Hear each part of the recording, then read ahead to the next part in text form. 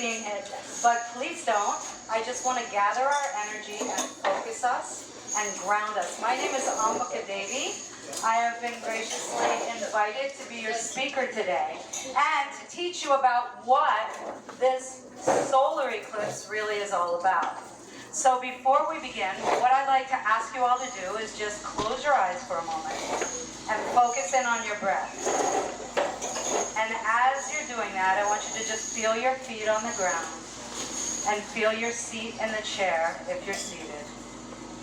And to imagine that the ancients were frightened of these events. Instead of being excited about them, they were warned to stay inside and close the shades or hide under the furniture. Because to think of the shadow touching you is profound. It changes you. And this is in the sign of Aries. Aries is the beginning of the zodiac in tropical astrology. And so what I want you to imagine is the fire, the desire, the drive of Aries. And what you want to change, what you want to change in the world. So let's just exhale and let go of everything that hasn't been working for us in life. As a collective, not just as an individual. And then let's all take a deep breath in together. And let's exhale and say, ah. Excellent. Let's do that one more time. Take a deep breath in. Ah. And one more time. Ah. Beautiful. And now as your breath settles, I want you to imagine what you're going to create in the next 6 months. Because eclipse seasons, yes, they are seasonal, happen twice a year. And our next season will be in September and early October, so late September of 2024. And what I want you to imagine now is peace on this planet, peace within all of us, peace within all beings, and the love of Mother Nature who provides for us this amazing experience. So what I also would love is when we go down to the beach, which we're about to do right now to watch the eclipse, I want to remind you, do not look at it directly. Use your glasses that you were given, okay? Because the rays of the sun are much more burning than you imagine, and I want you to protect your eyes. And I'd love it if we could be quiet, if we could just really feel it. And then when we come back up here, because the event will be about 4.5 minutes, so we want to scoot the total event. It will take about 4 hours in total, so it's already underway. So if you'll just quietly get up. Thank you so much for joining us today, and I'll see you back here in just a little bit. I know a lot of you have questions, and I want to answer them all. So did you all enjoy seeing that partial eclipse? And one of the questions that happened down at the beach when we went to go watch the totality, which we couldn't see the total totality, was the path of the eclipse. So we can see on this map, compliments of NASA, that the dark line is where the full shadow was. Has anybody ever been under a full total eclipse? It's spooky, isn't it? Especially if it's in the middle of the day. I remember one time, even though I'm very savvy to it, that I totally didn't remember that a total eclipse was happening. And I was living in Scottsdale, Arizona at the time. I was driving home, and all of a sudden, it just went totally black. And it freaked me out. And I completely understand how the ancients felt. Now, the ancient astronomers were astrologers. They weren't separate. They were the same people. And they worked for the kings, the queens, the rulers. And they knew how to chart all of this mathematically. And so they could appear as magicians to make the whole sky go black at the right moment and then make it get light again. So did they have control over people that way? Yes, absolutely. Why didn't I think of that? You could have done it with your children. So how many of you have no clue what an astrological chart looks like? So that's the way I look at what I call a beginner chart. I call it beginner not because it's really basic, but it does give you all of the decoding. Because astrology is a language. It's a glyphic language. So it's like learning a foreign language. And then it's extremely math-oriented. Anybody love calculus besides me? How many times did you take it? I took it 3 times. High school, college, because it was easy. And then when I went to school for astrology, I had to take it. So I had to take it 3 times. And when I learned how to calculate one of those, I had to do it with a slide rule and chart books, and I had to be accurate within a 0.02% of accuracy in 29 minutes or less.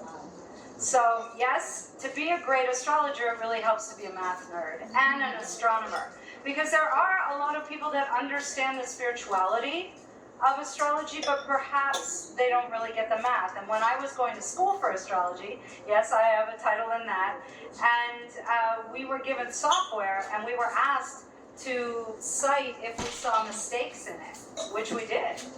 So without knowing the math that I know, I wouldn't have been able to do that. Okay, that's enough, because I don't want to put everybody to sleep, and maybe you didn't love geometry or any of that stuff. Now, there are 12 signs that we use in the tropical zodiac, and there are considered 9 planets. But you can see in my chart, there's many other points. I use 23 points in my chart. Some of them come from Arabic astrology. They're mathematical equations. Some of them are asteroids. Some astrologers who are really, what I would say, old school, they consider the asteroids gravel. But there are bigger ones like Ceres. Ceres is huge, and I like to give her value and weight. And I once traveled with a group of astrologers to Greece, and we went there to really commune with the asteroid goddesses. Now, what does this all have to do with today? Well, this is the astrological chart of today's total solar eclipse of the sun. Why is it so amazing for us in the United States? This is the last time it's going to happen until the 40s, the 2040s. So we will not have a total shadow here in our part of the world. We'll be able to see it on YouTube.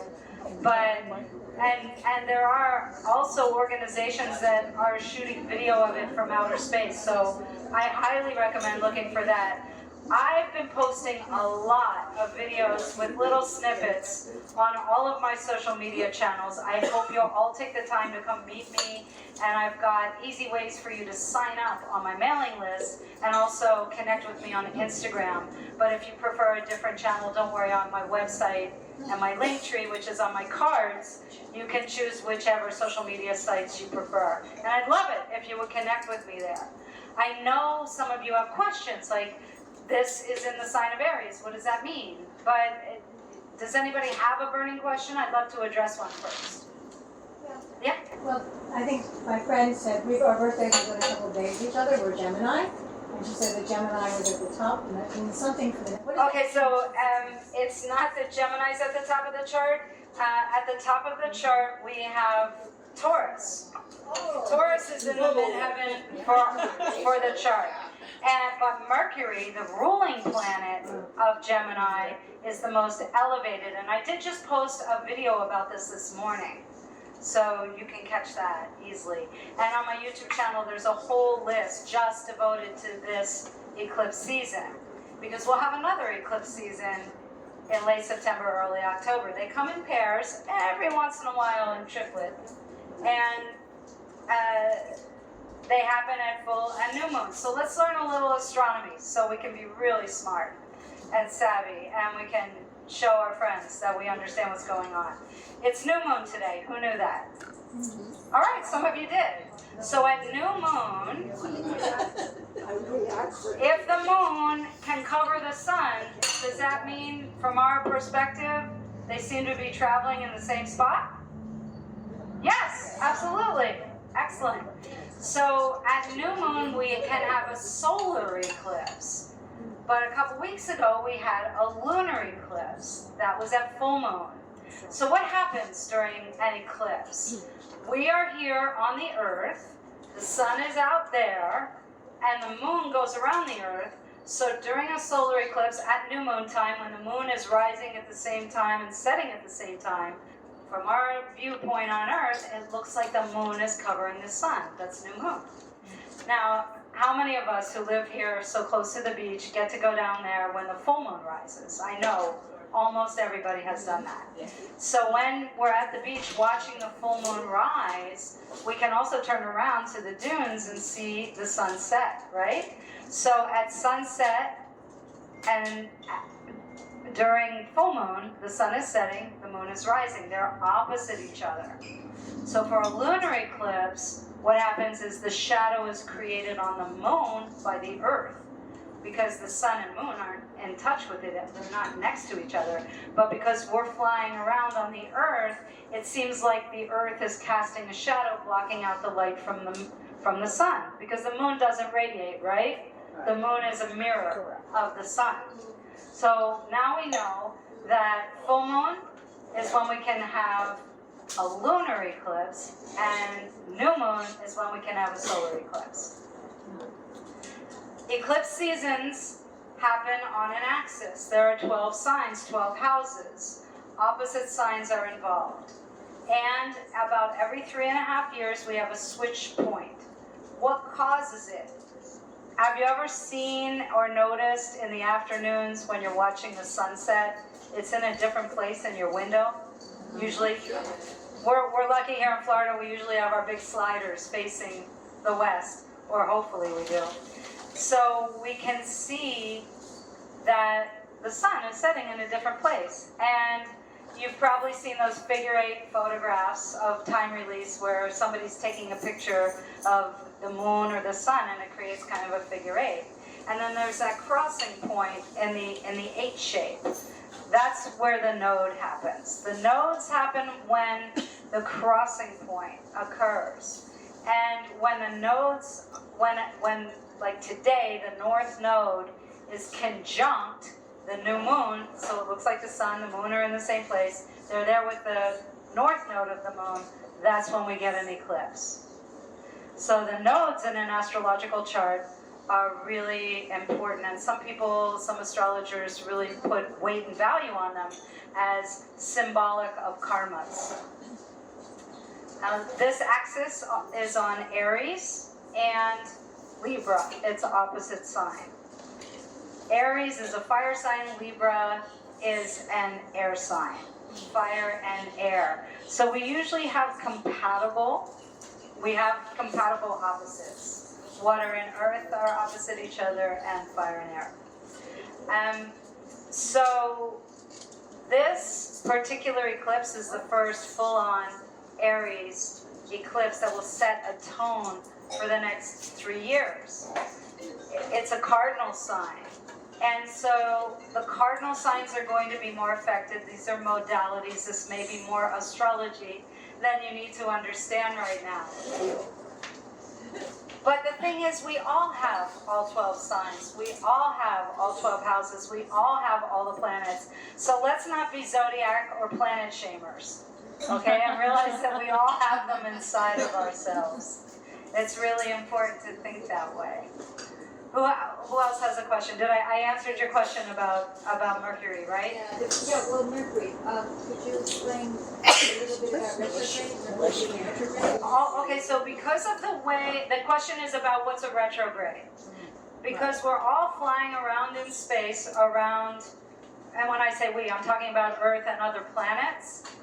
We're going around our central star, which is the sun, we call it the sun. And from our perspective view, sometimes it looks like a planet is going backwards. How many of you have ever been sitting in your car, or it happens a lot when you're at an airport, in your airplane, at a gate, ready to push back, but the plane next to you is pushing back and you're not moving, but all of a sudden you think you are? That's a retrograde motion. That's exactly what it is. So that's why, from our perspective view on the Earth, when it feels like Mercury's going retrograde, which he does about 3 or 4 times a year because he's closer to the sun, Mercury can't go out of sign more than 1 sign away from where the sun is. So it's always within 1 sign. So Mercury's always in one of those 3 signs. So what happens is, because Mercury rules communication and our ability to learn things at little levels and tends to really affect our electronics and our communication systems, that when Mercury goes retrograde, we can experience things with our electronics, with our phones, computers, anything that's using Wi-Fi can go wonky. Did that help? Did that? Yeah. Awesome. But here's the question. Every time, and I don't know how I feel about astrology. I know it exists. And these 2 ladies, I had a sister. Our birthdays were both Gemini. They were 2 days apart, our birthdays. I was the yin, she was the yang. She died. I'm both. You never know which one I'm going to be when I wake up in the morning.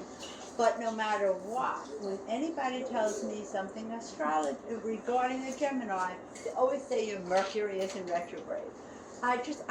Once I would like somebody to That would not annoy say me. that. That would annoy me a lot. It's like they don't have real knowledge. No, they don't. Okay. And they're shaming. That to me is zodiac shaming and planet shaming. So don't let them do that. The thing is that, and this is a really good point, you know, what happens if I'm born in a hospital and another child is born right at the same time?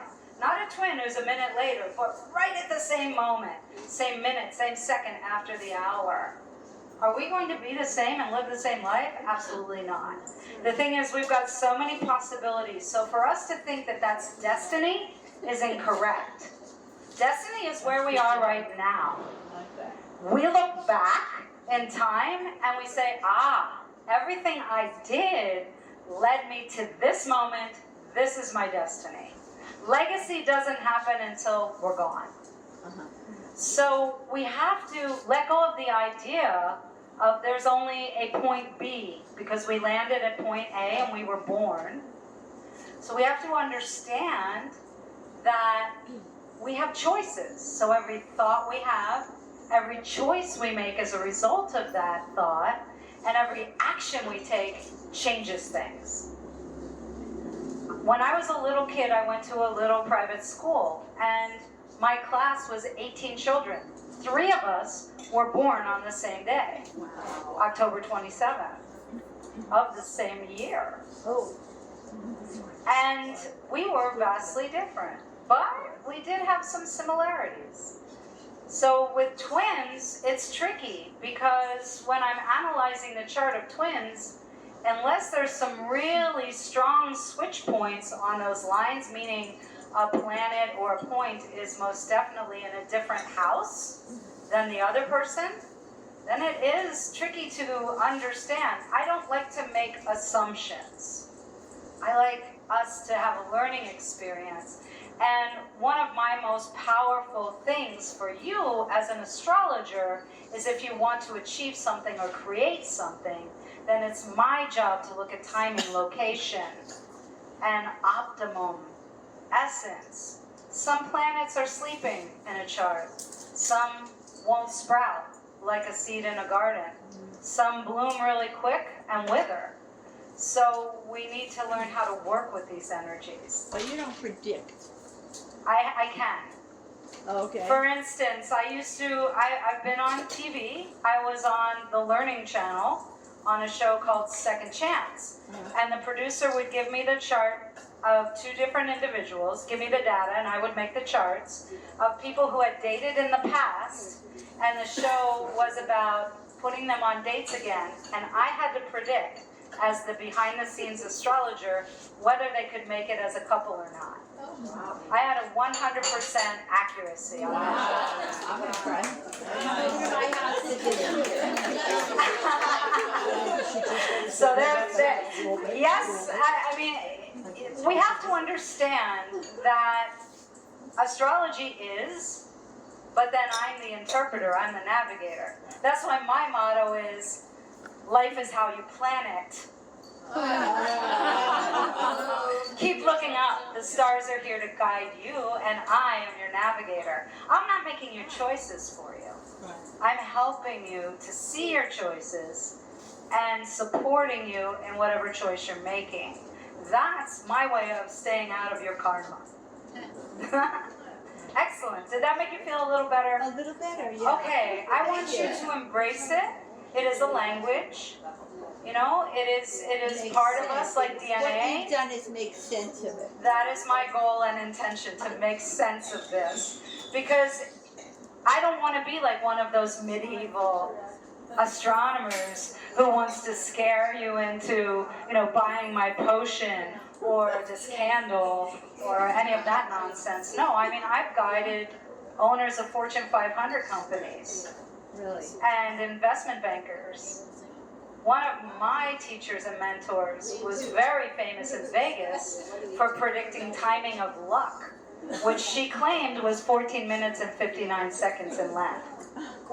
And she made a ton of money with gamblers. And her deal with them was, I will give you that 14 minutes and 59 seconds. You go up to the table, you gamble, you step away. If you don't listen to me and you lose, I don't want to hear about it. But if you win, you owe me 20%. She had her own plane. That's great. And pilot. Back in the 50s in Vegas. Wow. Yeah. Another question, please. I'm a Taurus, and then someone will say, well, what's your rising? What does that mean? Like, In the chart, okay, so the question is, what's a rising sign? It's also known as an ascendant. And we can see that the chart is divided into 12 pieces of pie, right? Each of those is a house. The ascendant in my chart is over here. And think about the shoreline where the sun rises. That's the ascendant. So when you took your first breath, and hopefully a doctor or nurse looked at the clock and wrote it down, that marks that moment when you took your first breath. And that is part of the integral math that calculates an astrological chart. So your ascendant and your moon sign and your sun sign are what we call the big three. so it depends on what time you were born? Yes, in order to create a chart, an astrologer needs your accurate date of birth with the month, day, and year, the time of birth with the hour and minute, and the location to calculate latitude and longitude. Now the computers can do it, but remember what I said earlier, I was part of a team that had to catch the mistakes that the computer programs were making. If you don't have the time, is it completely inaccurate? If you don't have the time of birth is the question, then unfortunately we can't make an accurate chart. There are some things we can do, but without the accurate time of birth, we're missing 1/3 of a very vital formula to calculate. So it is very If you want an accurate astrological reading, you absolutely must have these three elements. Now, if you need help with ideas of how to locate your time of birth, I have ideas for you and I can help. So, but I don't rectify charts. I know there are some people out there that will use a pendulum, or I used to use a rectification program. I would need 12 locations, daytime, events in your life, and then I'd have to crunch it, and it took weeks. Yeah, and even with a really good program. So there are separate programs that will do that, but I no longer rectify charts. I'd rather help you find it if it exists. And you'd be surprised, some families used to write your info right in a Bible or a baby book. And hospitals and birthing centers might have it on microfiche. So don't give up. And in some cities, it's even in the city data, believe it or not. It might be on a birth certificate, it might not. Yeah, in the old days. but that's when they used to put it on the Bible. What would you expect about the eclipse today? Any different?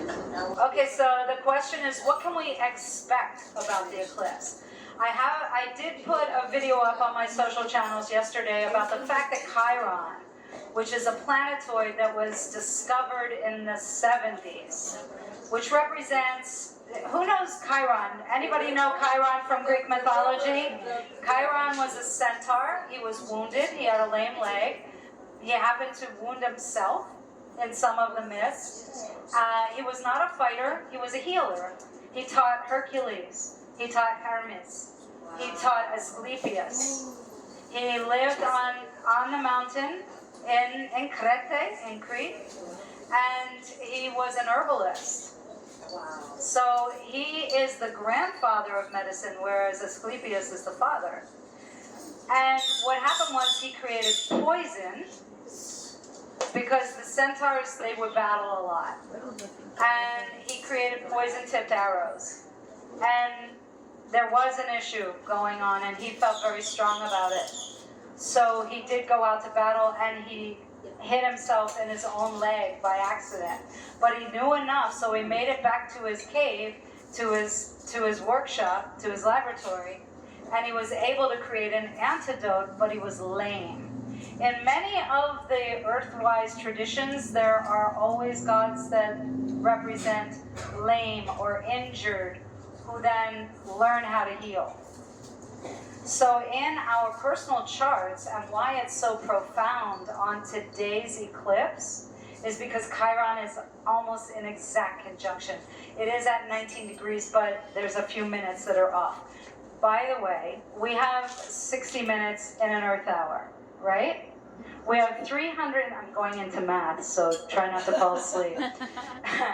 We have 360 possible degrees in a circle, which we divide into 12 pieces of 30 degrees. Each of those gives weight to the sign. Now, it depends on what house system you're using. In my house system, you can see some are chunkier than others. Some are skinnier than others. That's because I use the house system that uses the broadest amount of latitude. Many just use the equator, but we're not all popping out on the equator. Now, Chiron, this wounded healer, who teaches us how to heal from the wounds of this lifetime, and if you do prescribe to past lives and karma, then it is healing things. This is very profound right now, because with Aries and the fire of Aries and the sun and the psyche all doing a dance together in the sky, we have the opportunity to heal. But if we're reaching back into time and still holding on to it, wishing, hoping that we could go back and fix something, that is not recommended. So what I recommend is, if a past or the ex is calling or knocking, don't pick up. Don't open the door. Just say, no, thank you. It's time to let that go. So that's one of the significators of this eclipse. Great questions. Who else has one for me? I just love that, what you said right there. It's so exciting, because I want sometimes to be a little nostalgic or whatever. It's so nice and encouraging to hear. Focus on the present, look towards the future, and trust that where you are is where you're supposed to be, the destiny that you were talking about earlier, because I love that. It makes me very excited. Oh, thank you. Any of the mistakes that I've made in the past are irrelevant, and we're starting fresh. Every moment, every breath, does anybody have a motto song, like a song that can get you into the present moment? If not, think of it. Music is one of the most powerful. That's why chanting is so important. And I've been researching since I got my master's. I am a schoolaholic. I got my master's in yoga in 2012, which is the education of yoga and its philosophy. And I have been researching the power of the voice and breath as the only tool we need to launch into the state of meditation. And meditation we think of as just sitting on a cushion. But we need to learn how to do that. How to focus, how to empty, how the Buddhists say, make the mind like a still glassy lake. But many of us get confused about meditation being a destination. It is not. It is a verb. It is a state of being. And I do talk quite a lot about this in Unfolding Happiness. And just so you know, this is written at a 9-year-old level, like the New York Times. So you can easily. No, that's true. It's all newspaper. That's true. Not just the Times. No, some newspapers are written at fourth grade or younger even. Yeah, but so meditation. Once we learn how to do it in a still position, then we learn how to walk. And I love to do that in the morning, to not make a sound, to not look at my device, to just go out for a walk. On the days when I do that, it sets me right. Then I come home and sit and meditate and practice breathing exercises. Then I do physical yoga. So that's part of my morning routine. And all I've had through that is water. So no caffeine to boot it up. Did you have another question? Yeah, when you were chanting during the eclipse, what were you saying? Okay, so the first question is, what did I chant down at the beach when we went down to view the eclipse? And what I had shared with those of you who could hear me is that it's really important to chant to Ganesha. He's the elephant-headed, chubby god representation, but we could just call it an icon. And what I want you to understand about yoga is it's not a religion. It embraces all spiritual paths. So in whichever your spiritual path is, whatever you see as the destroyer of blockages. So if you're a devout Catholic, that could be Mary or Guadalupe, because she's a nurturer. Whoever feeds you, whoever gives you sweets, whoever makes you laugh, that's who Ganesha is. And in my tradition, which is Vedanta, which is the science of all of this, Ganesha is the one that we chant to during an eclipse, because we want the power, the energy of the eclipse to unblock and to destroy anything that could get in our way. And also to bring sweetness and to feed us spiritually and with humor and laughter and music. So that was that first one. In that chant, the first 4 lines are, Ganesha is thought of as a child, but he was actually created. There are many stories about him. I could tell you these stories. I love to go on and on. So maybe at some point, some of you will bring me to your organization and I can tell these beautiful mythological stories. But I need to keep it in a nutshell for us today. So Ganesha, when we think of Ganesha, we want to model ourselves to be like a ripe cucumber that's so ready, it just drops from the vine. That's how easy we want life to be. And cucumbers give us water, and they're cleansing and refreshing. So that's what that little chant meant. Can you just mention what Ganesh represents? Ganesha represents the remover of obstacles. So he's also commerce. So if you walk into a business in India, pretty much in every lobby you'll Yes, see. you're going to see a statue of Ganesha in restaurants, in Indian restaurants, Nepalese restaurants, anywhere, because in Hinduism, he is very revered. But remember that that's even more modern than the original myths.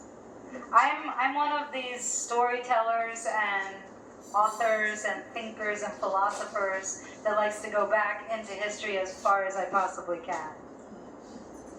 But I want you all to know that there's no such thing as a young soul.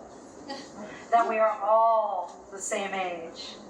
That we are here in human form because there was equanimity and we won as if we won the lottery.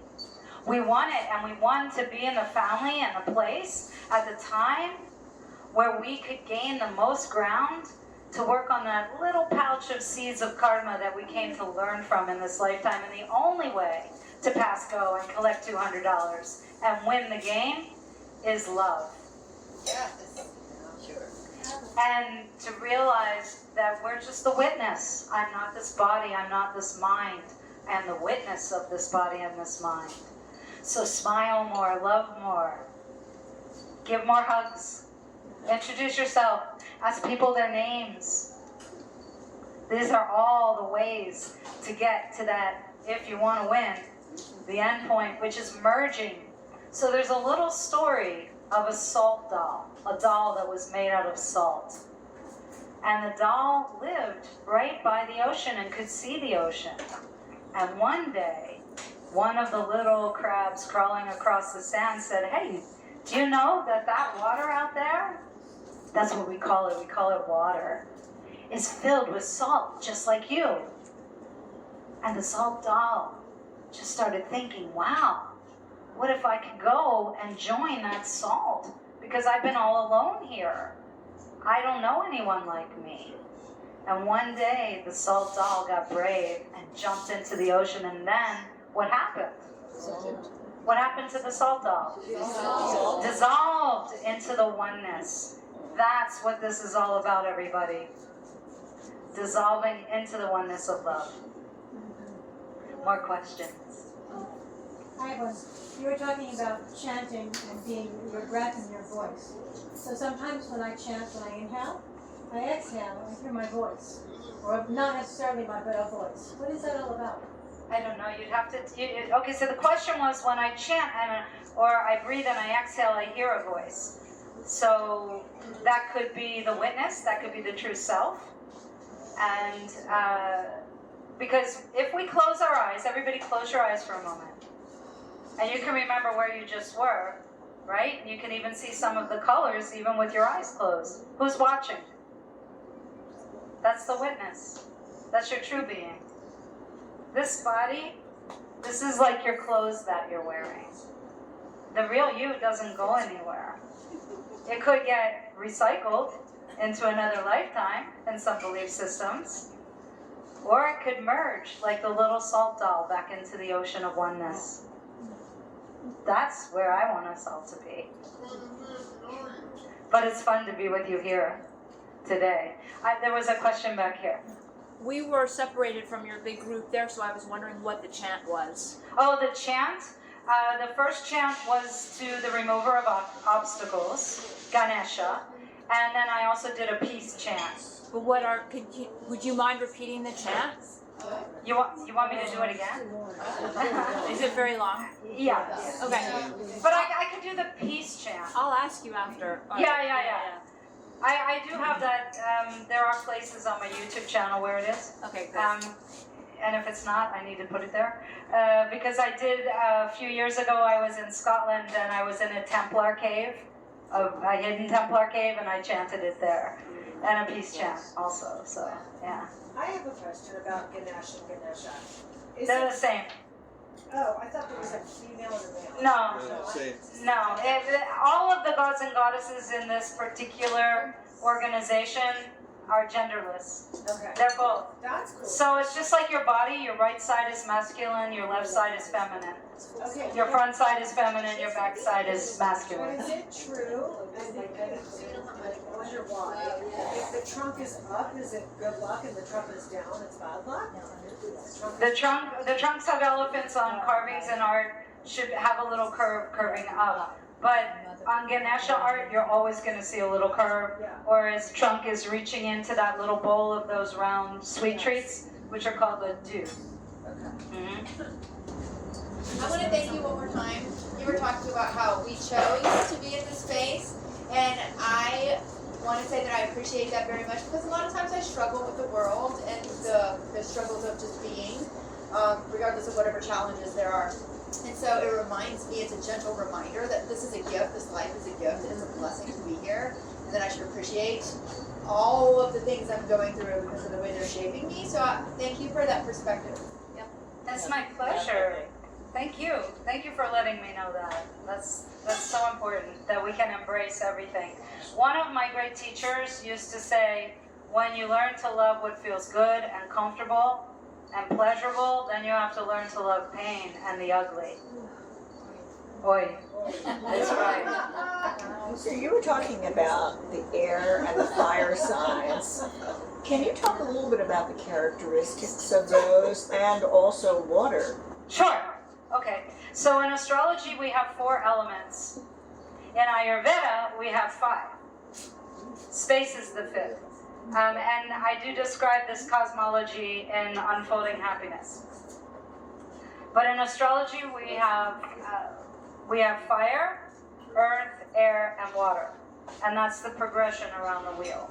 So if we start in the first house where the ascendant is, we have fire, then the next house is earth, next house is air, next house is water, and it repeats. We have 3 modalities: cardinal, fixed, and mutable. Then it's going to become an astrological class if I go any further. But what the best way for me to teach you is with your chart, you know, in a session. So I hope a lot of you will come to me for a session. Those coupons, the postcards that we handed out earlier, that QR code is for $50 off a 1-hour appointment with me. So take advantage of it. 1 hour. And my calendar will take care of everything. That's my virtual assistant. It will send you updates, it will give you a receipt, and it will even give you an optional link if you need to change it. Sometimes I need to change, sometimes you need to change. Don't worry. But contact me, you know, go to my website. I've got QR codes up here so you can purchase my books. I want to tell you a little bit about my books real quick. The Wizard and the Wrench was written with a local poet who's very famous from Vietnam named Dominic Albanese. He was in the original documentary when the monument was consecrated in Washington, and we became writer buddies. And this is a book of cosmic and love poetry, and also about rivers and fishing because he loves that, and he's a mechanic. So I'm the wizard, he's the wrench. He used to be a Ferrari mechanic. And then Unfolding Happiness, I wrote this book, and Ghost wrote Dr. B.J. Jain's part of it. And this is an introduction to Ayurveda, which is one of the sister sciences to yoga, and the cosmology, which is Jyotisha. So we've all heard the phrase mind, body, spirit, right? Yoga, and what you might not know is that's a direct translation of the words yoga, Ayurveda, Jyotisha. Yoga equals meditation, it's for the mind. Ayurveda is for the environment, the body, everything physical. Jyotisha is astrology. It's the science of light. It's the science of the spirit. So let's make astrology part of the game now, because yoga was accepted back in the 60s, maybe even the 50s, and Ayurveda has become more popular in the last 3 decades. And now let's make Jyotisha part of it, because we've been kept as secret weapons. I've worked for police departments solving crimes. I've worked with fire departments solving serial occurrences. And there's no reason to keep us secret anymore. I want us to be for you too, to help you. And when we, you know, as a life coach, it's a weapon that I use, but it's a soft, satiny weapon. Any more questions? I'll keep going. So the Cupid is a Bastard book is a book about love. And it's my pandemic project book. I've had a lot of people die in my life and suffer through a lot of grief. And then my mother died just before the lockdown. And that's what brought me to Florida. Like many of us, we came to Florida to take care of a parent. And I had written a lot of poetry. And then right before the lockdown, when everything was getting a little freaky, I had a dating incident that didn't go so well and got jilted. And I started writing a short story that I titled Cupid is a Bastard. And it was me having a conversation with Cupid of, I give up, I don't want to do this anymore. I'm still single, so if you want to match me up with anyone, I'm open to it. And then also just dealing with the grief of my mother, because I was very, very close with her. So this book also has some recipes, because when I was editing it, it's poetry, it's dreams, it's flash fiction, it's the short story, Cupid is a Bastard. But my editor said, hey, you have some amazing chocolate recipes. Do you want to put one of those in there? And I said, yeah, let's put some recipes in. So there's a couple recipes, a few. And then also I used to teach holistic health at the university level. I did that for 21 years. So as a coach, I am a mind, body, spirit coach and counselor. And I also have tea recipes. My favorite is called Chill the Flower Out. And I've got aromatherapy recipes in there also. So things I've never shared since I was a professor. Question? Hi, can you tell us your sun, moon, rising? And I how will share planets that. in your chart help you to be who you are today? Yes, and I'm an avid believer that when learning one of these divination skills, you should use you. I know a lot of people out there say, I can read for others, but I can't read for myself. I'm gonna have to call something on that. Because when I walked into college for astrology, and I had mentors before that. I was a ghostwriter for Barbara Shear. She was super famous in Berkeley. Jim Shear and Barbara Shear were the top astrologers in the 60s and 70s. And I actually sang and chanted at Barbara's funeral. She was a dear, dear friend of mine, and I was her ghostwriter. She used to write for Sedona Times. And when I walked into school for astrology, the first thing, we had to bring our chart with us that day. And we were starting with our chart. When I teach tarot, I always teach reading for yourself first. How could you read for someone else if you can't read for yourself? That shows me you can step out of it and be the witness and not get the ego involved. And that's what meditation does. So to be a great astrologer, you must be contemplative. You must be able to meditate. You must be able to back up and not use your ego in it in order to be a good guide. So my sun sign is Scorpio in the 8th house, which is the house of Scorpio. I have a stellium in Scorpio. I have Aquarius rising. I have an early degree Scorpio with a late degree Aquarius. Now, an untrained eye would think I have a square there. I don't. It's an out of sign trine. And I have the moon in Virgo in the 7th house. So yes, I have the moon in the 7th house with Aquarius rising, and Jupiter is elevated and in the 9th house in Sagittarius. Wow, big.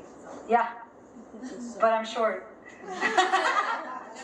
Although I've gotten off stage before and people walk up to me and then they look down at me and they say, wow, I thought you were tall. I go, whoa, I thought I was too. Thank you. My pleasure. And Venus is unaspected in my chart, completely unaspected. Where's your Chiron birthday? My Chiron is in the 12th house. Do you have a lot of planets in the 12th house? No, most of my planets are in the upper right quadrant. Wow, Yeah. so interesting. Yeah, I have a lot in the 7th, 8th, and 9th. Jupiter in Sagittarius in the 9th, Saturn in Capricorn in the 10th. So your love of math and all the There you go. research and everything. There you go. is fantastic. Super uber nerd. Yep. hmm So those of you who know, now you know. Any more questions? I hope you'll all come up and introduce yourself to me. Oh, there's one more book. There's Lilith, my first book. This is a novel because I was with a publisher at the time. I have written for newspapers and periodicals. I don't write horoscopes anymore. I think it's just a bunch of caca. That's why when you watch my videos online, I'm not talking about every sign or, I did that. I don't want to do it anymore. It's boring to me. There's a formula behind it. I can teach you how to do it. But Lilith, I was with a publisher, and I wanted to write self-enrichment books. I wanted to write Unfolding Happiness. He said, no, you have to write a novel.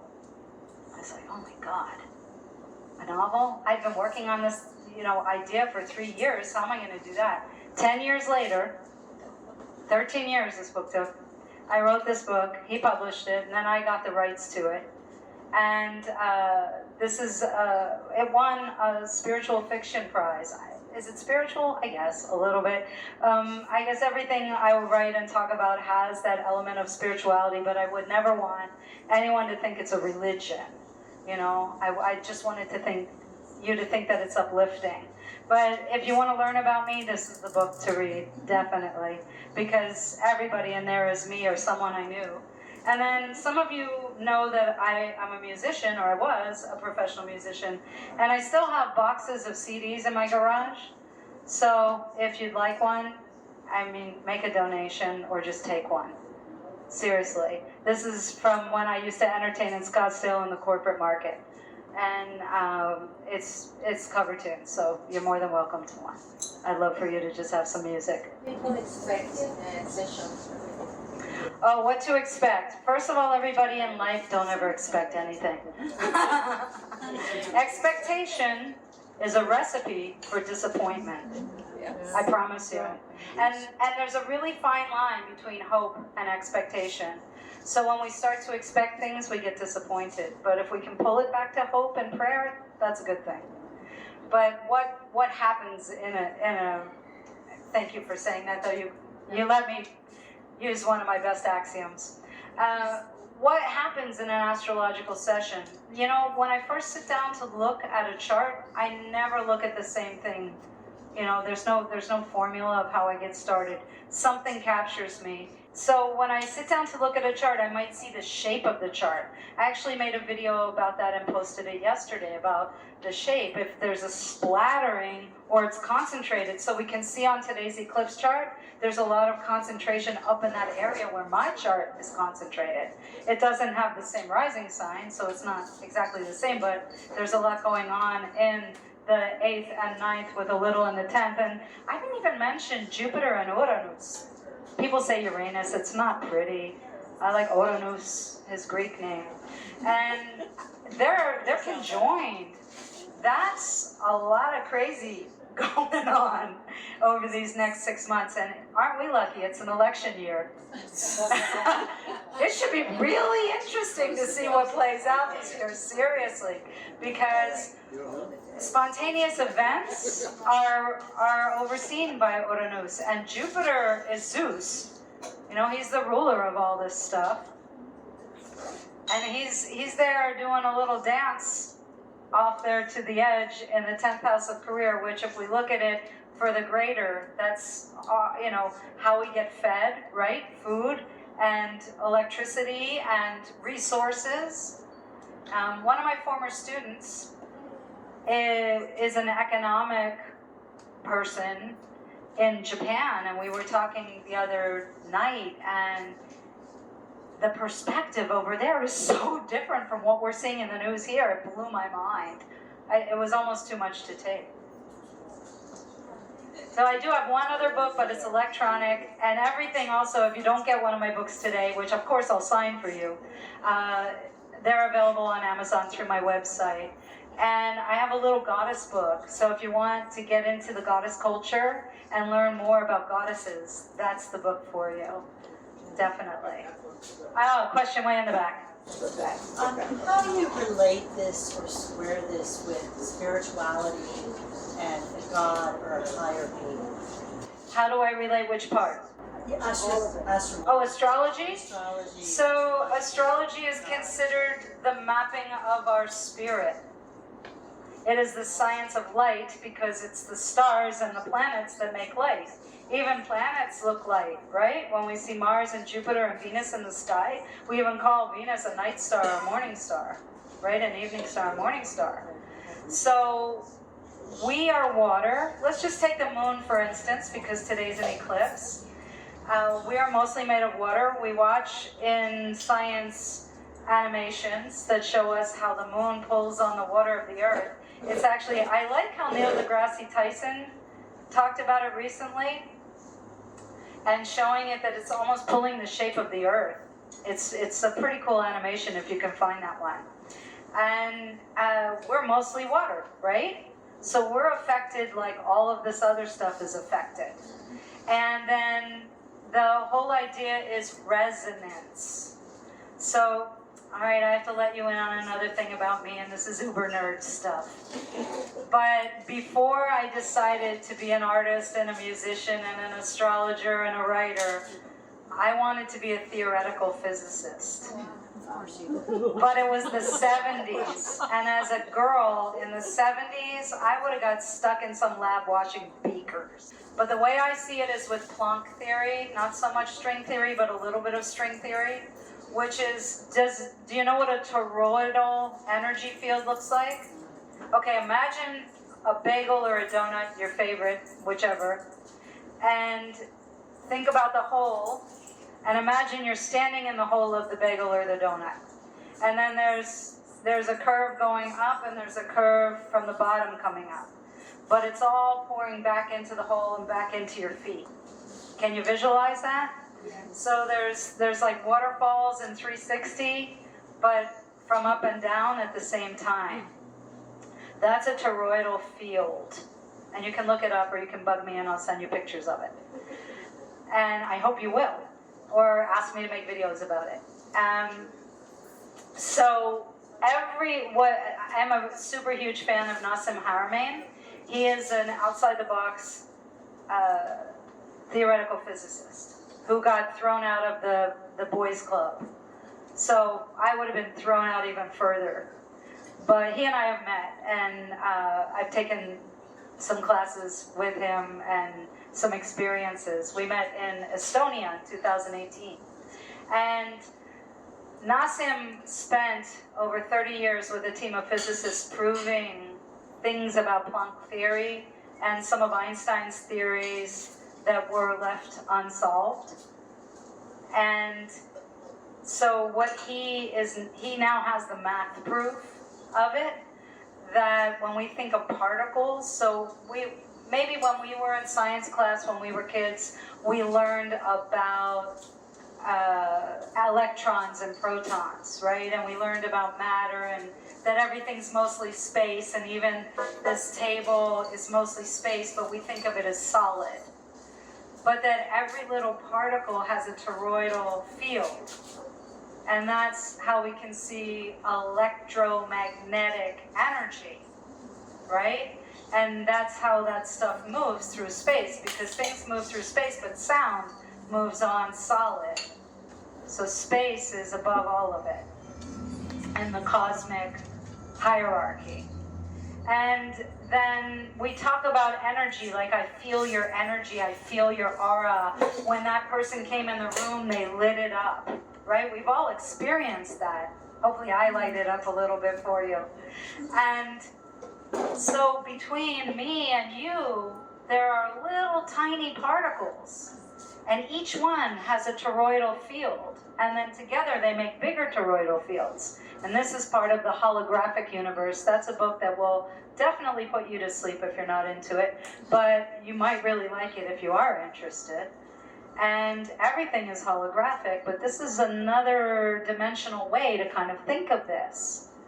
And then we can think of rivers of these toroidal particle fields between you and me and everything else. And that is bringing me to one of my favorite quotes, which is by Cicero, who was a very famous Roman statesman, not even considered a philosopher, but to me he is.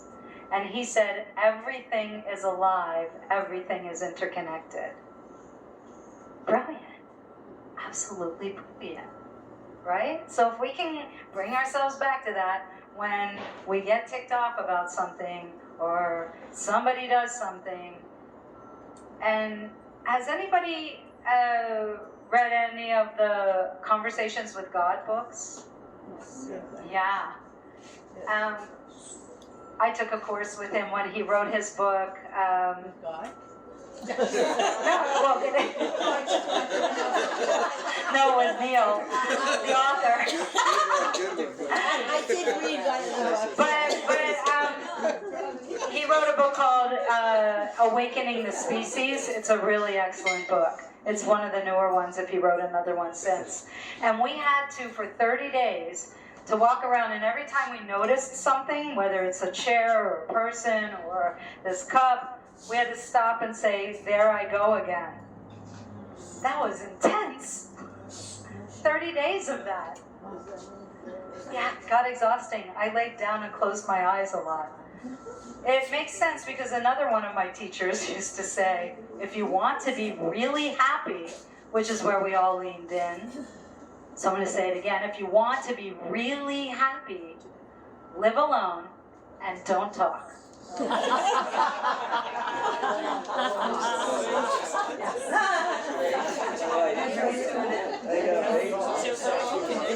Melanie would like to come up and say a few words for us. That's great. Anyway, thank you, Ambika, for coming to our eclipse viewing party. But at the Happiness Club, we don't advocate living alone and not dying. So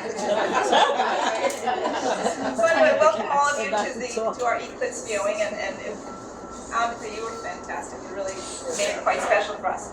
So anyway, I see many old friends and some new faces, and I extend a warm welcome to all of you. First, a little bit about the Happiness Club. I founded the Happiness Club in Palm Beach over 10 years ago to address the needs, as I saw it, to foster a sense of community, help develop long-term friendships, and bring like-minded people together, and in true Palm Beach style, over happy hour. So the Happiness Club's primary focus is on health, wellness, physical, mental, and spiritual in all its forms. I believe that in this age of social media isolation, a need exists for good old-fashioned face-to-face interactions, human contact, community, and warm friendships. So that being said, I'm pleased to announce our next two programs. Two of our speakers are here, so I'll give you a little tease.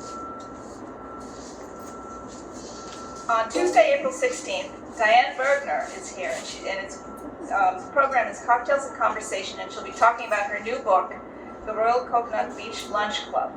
Diane was the Director of Development at the Kravitz Center and knows the world of wealth and has drawn on that for an entertaining view behind the scenes of the South Florida jet set. So that'll be entertaining. So can't wait. And then on Monday, May 6th, we have Valerie Austin who's here. And that'll also be a happy hour conversation on hypnotherapy and AI. Two incredible tools for reaching your goals. Valerie is an accomplished author and documentary producer and had an exciting career in hypnotherapy, becoming one of the top trainers worldwide, and was recently honored with the Lifetime Award for bringing hypnotherapy to Malaysia.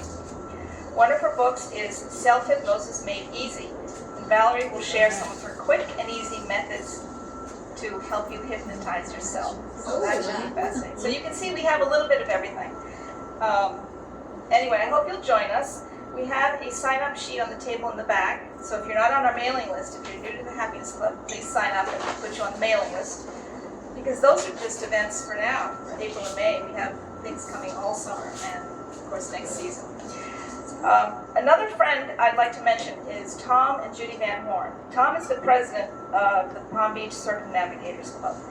For anybody that loves to travel, you must meet him because it's a club for people that have a sense of adventure and friendship. So if you want to know more about the Circumnavigators Club, take a stand. Say hello, meet Tom. Hi, Tom. But earthly travel.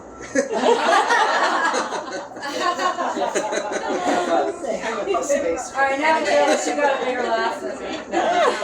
Anyway, please help me thank Ambika again for her work.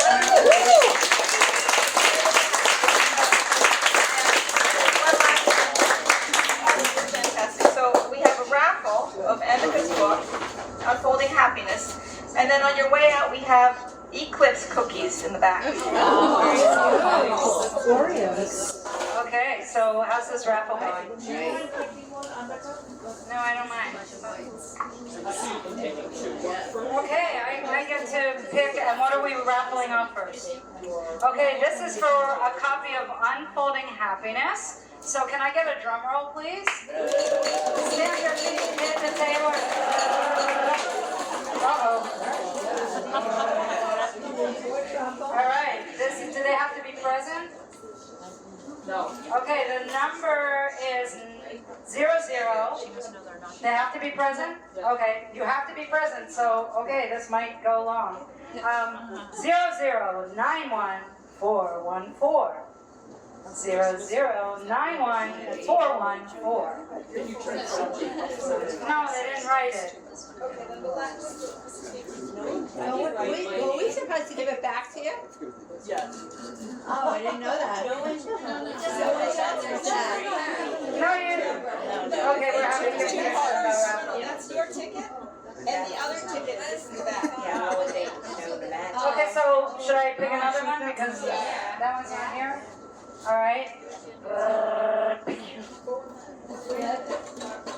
This one doesn't. Okay. Oh, all right. Okay, hold on. I need to do math. Yes, you won! Come up here! Come up here now! Okay, that was a reluctant winner. You win a copy of Unfolding Happiness, and then stick around after all these raffles, and I will sign it for you. So, we want to get a picture of you. Yeah, well, can you come up here so we can get a picture of you with the book?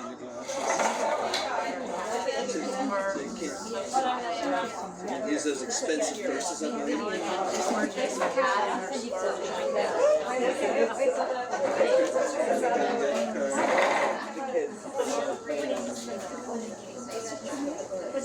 Make sure you send these things. Okay, now we have a most awesome moon calendar. All right, who wants to win that? I kind of do. All right. This one is 0091314. This one's 314. That was 414. What? All right. Another astrologer. Oh, I got the astrologer one. Oh, you did? Who won? You did? Come on, come get your prize. Boy, these are reluctant winners.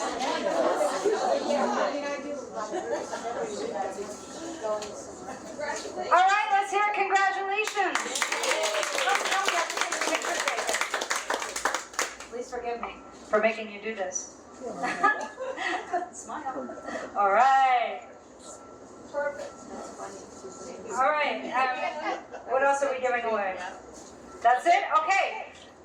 Have fun. Come see me. Make sure you sign up for my mailing list. I made it really easy. It's a QR code. You can do it right now. If you have Instagram, make sure you come up here and aim your camera at my Instagram. And please come get some books. Ask me more questions. I'll stick around till y'all are tired of me. Thank you very much. Give yourselves a big hand.